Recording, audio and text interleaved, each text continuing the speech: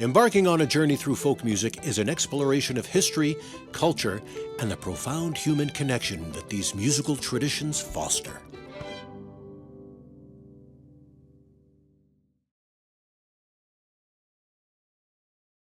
Gandhi once said, "No human being is so bad as to be beyond redemption."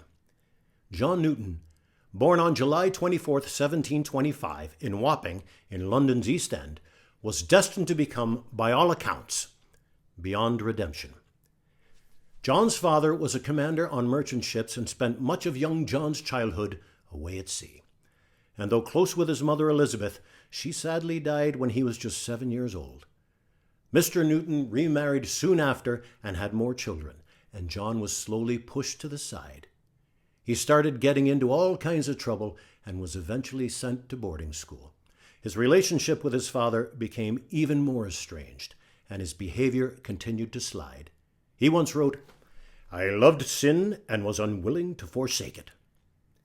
In March of 1744, John's father arranged a job interview for him. But instead of going for the job, he went to see his sweetheart. On the way, he encountered a Royal Navy press gang and was sent to sea. Britain was on the verge of war with France, and on the ship HMS Harwich, he soon saw action. Though he was a good sailor, his rebellious nature didn't fit well with the strict discipline of the Royal Navy. He deserted, but was soon arrested and returned to the Harwich in chains. He was flogged and demoted. Things only got worse on board. He quite often thought of murdering the captain. He wrote of the time, "I was as miserable on all hands as could well be imagined. My breast was filled with the most excruciating passions, eager desire, bitter rage, and dark despair." On May 9th, 1745, John went on deck only to see some of his fellow sailors getting in a rowboat. He asked and found that they were being exchanged with sailors from a civilian ship. Newton pleaded with the captain to exchange him. The captain saw the opportunity to rid the ranks of the most rebellious sailor and agreed. John was now a crew member of the slave ship, the Pegasus. He was now a slave trader. It was a tight-run ship, and he was treated well, but his repugnant nature continued. He defied authority, refused his duties, and mocked the other crew members. He was also accused of sexually abusing female slaves. He wrote in his journal that he was slave to every customary vice. Soon after John joined the Pegasus, the captain tragically died. He was replaced by the first mate, a man that loathed Newton. The first chance he got, John left the Pegasus, remaining in Sierra Leone to work for an English slaver. The slaver had an African mistress who disliked Newton. She continually abused him, denying him food and encouraging her own slaves to abuse him. Eventually, he was chained to the deck of a boat where he was exposed to the blistering heat by day and the terrible storms by night. Left for days with only a bowl of rice, his health deteriorated. He was a wretch. He would later write of the time, "My pride was so humbled." He was brought down by the poor choices he had made in his life. During this time, he was allowed to write letters home and begged his father to send rescue. One letter eventually reached Mr. Newton, who contacted an old friend in the slaving trade, Joseph Manistee, who alerted his own African-bound ships to look for John Newton. In February of 1747, the Greyhound found him on Plantain Island off the coast of Sierra Leone, and he was rescued. Newton showed little gratitude for being saved and quickly went back to his old ways. He abused the crew of the Greyhound and was continually drunk.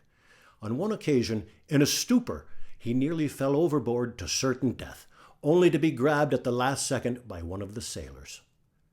While off the west coast of Ireland, the Greyhound was hit by the storm to end all storms.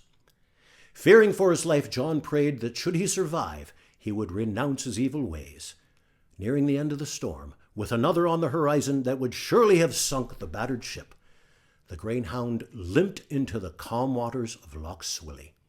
The good people of Donegal nursed the crew back to health and spent 5 weeks rebuilding the Greyhound to make her seaworthy again. Though change would take some time, this was a turning point for John.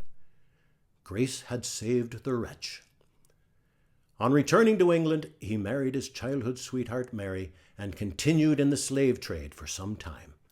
But feeling he was now guided by grace, he eventually became a fierce abolitionist.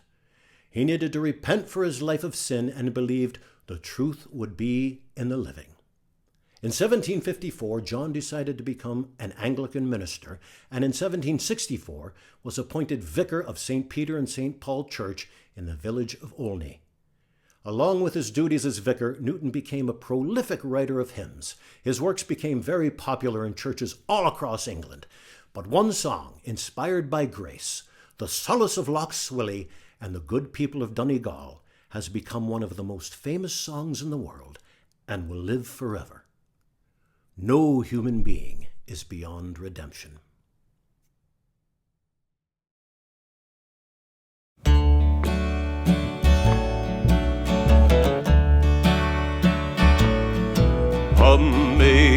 Amazing grace, how sweet the sound that saved a wretch like me. I once was lost, but now am found, was blind, but now I see. 'Twas grace that taught my heart to fear, and grace my fears relieved. How precious did that grace appear the hour I first believed. Through many dangers, toils, and snares, we have already come. 'Twas grace that brought us safe this far, and grace will lead us home. Amazing grace, how sweet the sound that saved a wretch like me.